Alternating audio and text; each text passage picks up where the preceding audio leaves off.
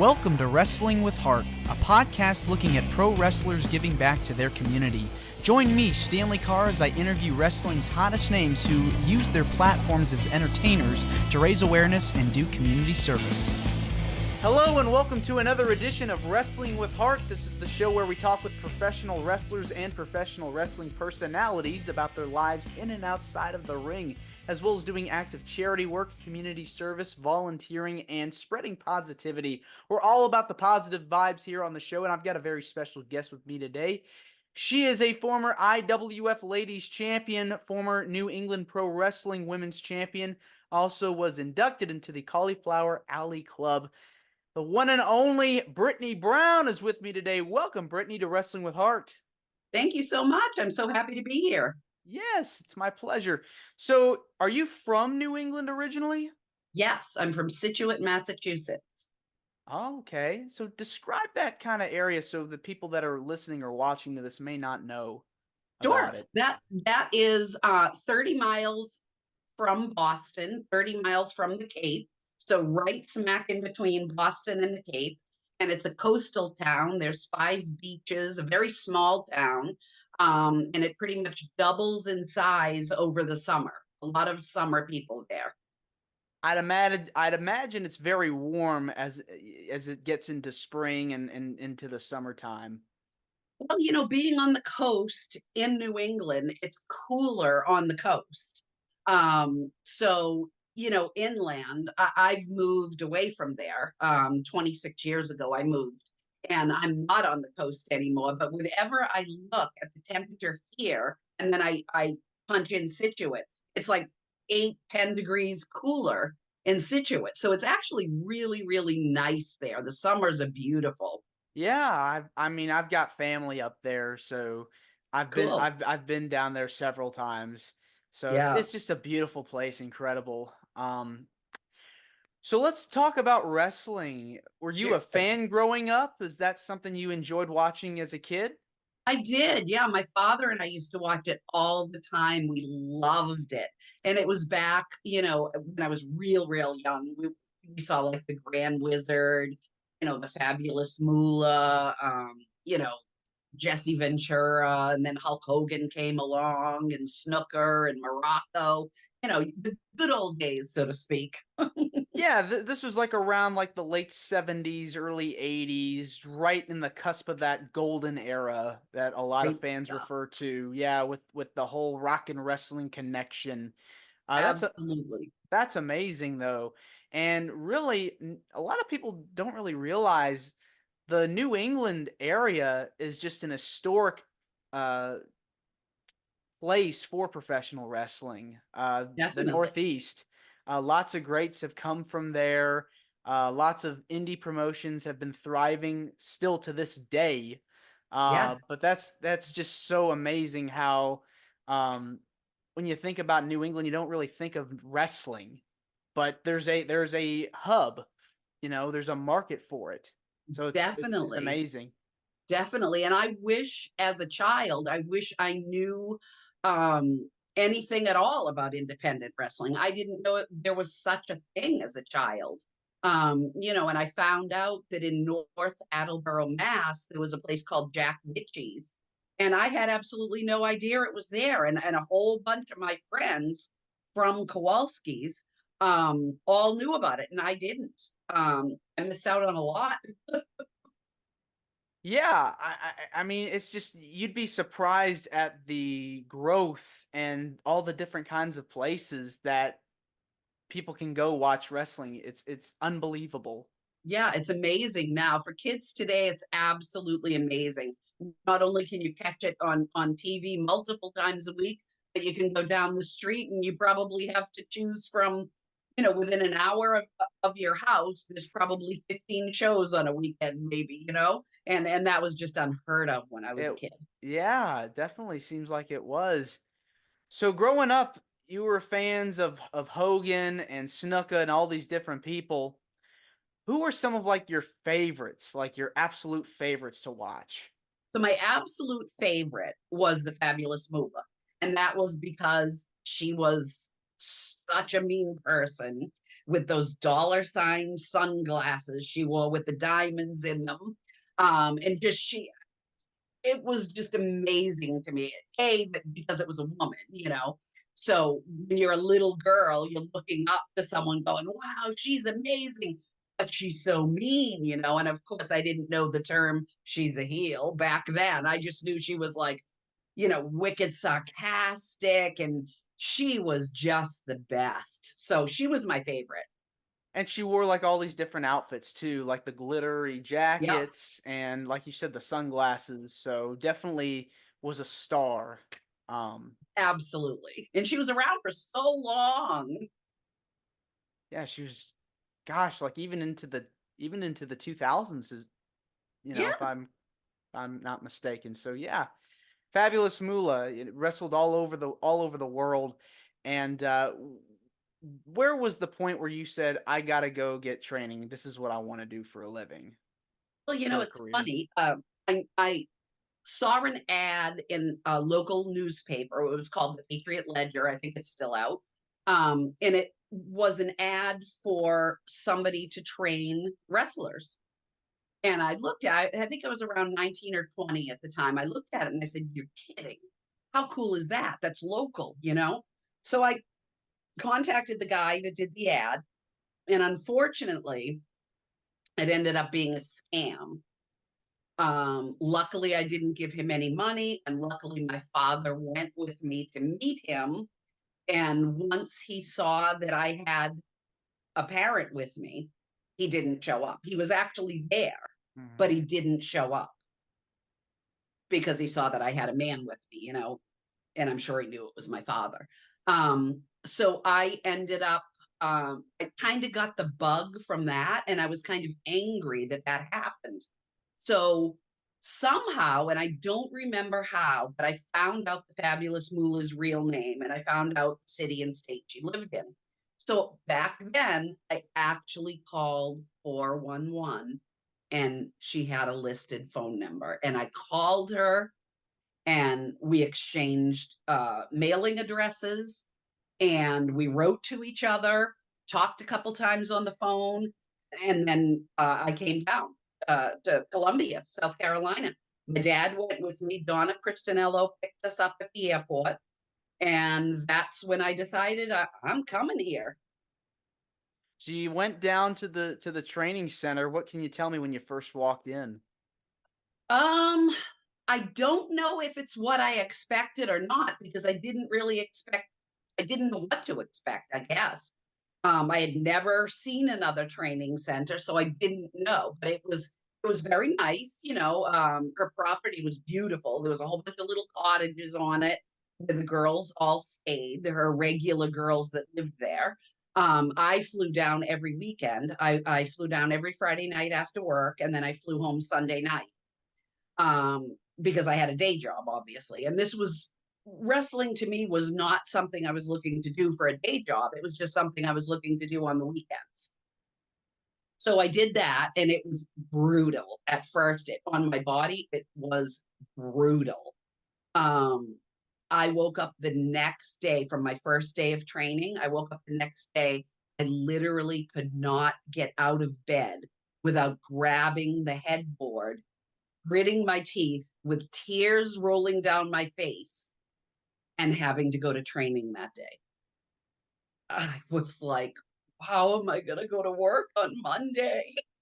It was awful, but you know, you get used to it. Obviously, your body's not used to, you know, being slammed 8 million times and everything that we had to do over and over again, but it was great training. It was I learned to protect myself, protect others, and I learned the right way. So that's how it all started. Yeah, I mean, it sounds pretty intense. They put you through this regimen, and like you said, you have to condition your body and prepare Right. for all these different things. Otherwise, don't show up. And Exactly. yeah, so Luckily, at the beginning, the airfares were so cheap that I was able to fly down every weekend. But then all of a sudden, something happened to the airfares where they tripled. And here I am, you know, 20, 21 years old now, and can't afford that. You know, I live on my own. I don't live with my parents. I live on my own, pay my own rent and my car insurance and all that good stuff that we all do. I can't afford 300 and something dollars every weekend, right? So I was at the mechanics shop having my Mustang, not the mechanics, the body shop, having some body work done on my Mustang. And I saw this guy and he saw me. Our eyes locked at the same time because we were the only people there waiting for the shop to open. He was in a little tiny Porsche and I was in like a hot rod Mustang. When the body man showed up to unlock the door, we both got out of our cars and he was a big, tall guy. He looked over at me and he saw how tall I was because I'm over 6 feet. And he said, "Wow, look at you. You could be a professional wrestler." And I went, "Huh?" And I'm thinking, how does this guy know me? He didn't know me and I didn't know him, but he was Tony Santos Jr. And he was there getting Misty Blue Sims Porsche fixed for her. Hmm.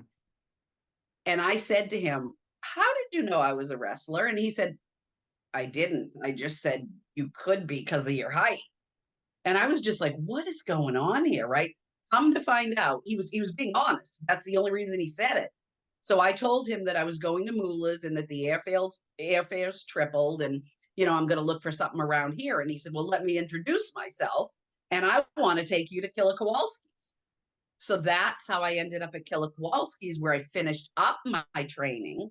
And I ended up being Walter's champ for like 13 years, IWF ladies champ. And I ended up in a very, very good place being trained by two of the best people that, I mean, I couldn't ask for anything better. Two top of their game pros that, and I'll tell you, if anyone tells you that women's training is less torture than men's, it's not true. We get trained the exact same way. Yeah. And no excuses. No excuses given. You can't look at Walter Kowalski and say, "I'm a female, I can't do that." No. Nope. You get treated exactly the same, and the exact same is expected of you. So that's how it all came about. And then I was nowhere near ready for my first match. But the place where Walter rented from, where he had his ring, that guy was he ran the USWF. His name was Richard Burns. He had a ladies champion by the name of Jamie West, and she had a title shot that night. She had the belt, and the other girl wasn't going to be able to make it. So they asked me, and I said, I'm not ready. I haven't had any matches. And they're like, "Oh, don't worry about it. We'll walk you through it. It'll be like a 4-minute match." So that was my first match, and my name was Sheena the Jungle Queen. Oh, And I wow. had face paint on and a leopard print full body unitard, and that was my first match. Who came up with that name? Jamie, because apparently she had done that before, and Jamie and I were very close in body size and body type. We both had blonde hair. We were both right around 6 feet. We were both thin. So it was almost like to prove that Jamie wasn't Sheena the Jungle Queen if people thought she was. Because here she is now fighting her. So she wasn't Sheena the Jungle Queen, So they kind of recycled the gimmick. so to speak. Yeah. Okay. Yeah. All right. So, yeah. How long did you have that gimmick? Oh, I only did that a couple of times. Just basically for, Richards to fight Jamie. And then, of course, when I got down the road and I became, a different champion, they didn't want me to do jobs, obviously, for other promotions. So if I had to do a job, I would be, Sheena the Jungle Queen. Okay. So I probably only did it 3 or 4 times.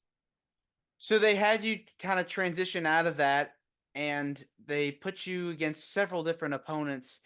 And who were some of the favorites that you got to work with over the course of your career during that point?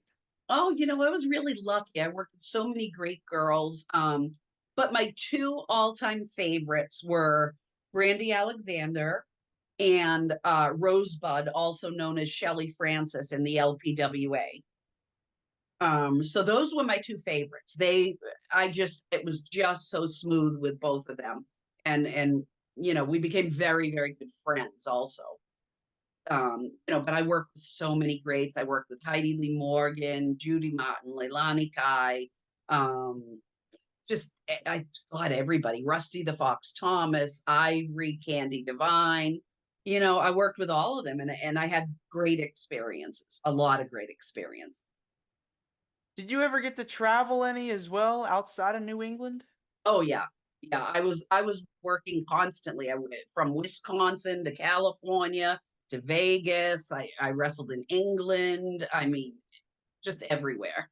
We were either on the road all day or flights all weekend. And then I'd save my vacation time up to be able to go down like to LPWA and do TV for like 4 or 5 days. We'll kind of switch gears now. We'll talk about the stuff you've done as far as charity work or community service work is concerned. Tell me about some of the organizations that you partnered up with over the years. So I mean, my favorite thing is at charity. That is my favorite thing. And a friend of mine who was also in the wrestling business, Lisa the Adjuster. I really loved. She ran Save Our Strays in Florida, and also when she moved to Vermont, she had that.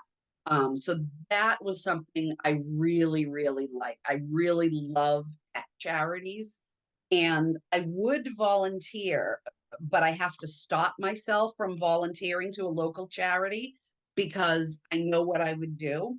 I would get so attached to the animals that I'd have to bring them home. And I can't because I live in a townhouse and you're only allowed to have a certain number of dogs and cats.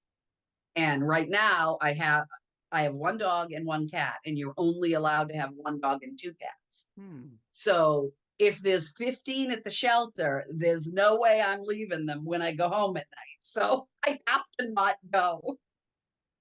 I get, So I do other things, and I really like St. Jude's. I'm involved in that. Involved in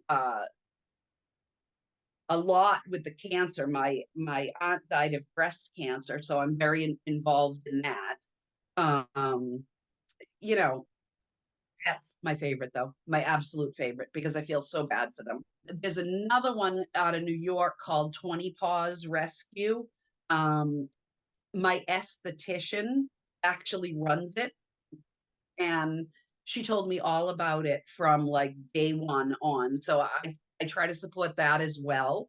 Um, and my supporting, unfortunately, is not in person for just that reason that I told you about, because I can't leave them. I'm going to get attached and I can't leave them. So I do bring to my local shelters at Christmas time. I do bring food and toys and treats for the cats and dogs, and I call them, ahead of time to find out what animals are there at the time, so I know what to bring them. And I have been doing that for several years. oh, wow. That's pretty nice. And you mentioned Yeah. you had a dog and a cat at home. Tell me about your pets. Oh, my dog, my God.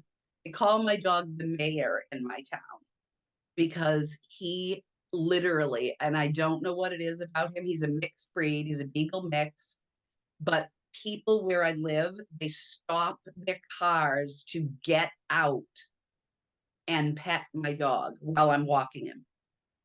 It's just, I don't know the charisma this dog has, but even people with allergies go, oh, I can't walk past Archie. I can't drive past Archie. I know I have allergies and I'm going to pay for this, but I have to pet him. So he has this weird, like, fan club in this town. Hmm. And my cat, it's the first cat I've ever owned. I've had her for 12 years. And I call her the exorcist because she's Hmm. that angry. So I guess apparently she's got a little Brittany Brown in her. So, but she is not a friendly cat. She's 18 now, and I went to New Hampshire to pick her up from the New Hampshire ASPCA, and they told me she never bit anyone. She loves dogs, loves people. Couldn't have been more the opposite. I got Oh, bit on day one, hated I had 2 dogs at the time back when they used to allow 2 dogs here, and they were grandfathered in. She paid no attention to them if they walked past her. She growls and hisses. Oh my God. But she's plugging along. She's got diabetes now. And even though she is not the friendliest cat around, I'm still glad I rescued her. Yeah, I mean, you've had her for a long time. I hope everything is okay, turns out okay with her. Thank And you. yeah, you're welcome. As we've been talking about this, you're very passionate about pet charities, helping them out. Why do you feel passionate about helping out in your community? Um, I had a dog. My first dog I got when I was 15, and I was actually working a summer job for the Situate uh pet. It was actually the animal control officer. I used to drive with her. I had a uniform and I used to drive with her. And that's when I kind of realized what a problem it was. I don't think I realized it till then with stray dogs and aggressive dogs. We had to like trap some aggressive dogs. Hmm. And I learned from there at we had a day, like an adoption day in Situate Harbor once. And I was, like I said, 15 years old. And the first dog that I met, I don't know what it was, but we looked at each other and we knew we were going to be each other's. And I brought him home without permission. My mother went through the roof, but I was allowed to keep him. And he lived for 4 more years. And I was devastated, Oh, absolutely devastated when he passed away. He wasn't sick or anything. It was so sad. And by that time, we were living on our own. It was just me and him in an apartment a couple of towns away from Situate. And I was just so devastated. It took me, I'm going to say 18 more years before I ever got another dog. I was grieving him so bad. And I just knew, like, from that point on, I saw in their eyes how desperate these animals were to have a loving home. So I just became a big pet person then. yeah. Well, that's very sweet. You definitely have a passion for pets and caring for them, and I do agree with you. I think pets that are, they don't have a home, they deserve a home to be in, and it's good to see that you were able to take care of them and do what you needed to do. So, Brittany, I just want to say thank you for coming on Wrestling with Heart. It means a lot to me. It means a lot to my listeners and viewers. Uh, where can people find you on social media, or if they want to get in touch with you about anything? Oh, well, thank you for having me. I am very much on Facebook. I have a Twitter account. I don't really go on there much. But if anyone wants to reach me, the best way, the easiest way is on Facebook. I'm on there daily. All right. Well, thank you again, and you're more than welcome to come back on the podcast. Oh, well, thank you so much. It's been a pleasure. Yes. All right. Take care. Okay, you too. All right. Bye bye. This is Wrestling with Heart. I hope you found this podcast to be informative and entertaining. If you did, please hit the subscribe button and look out for the next edition.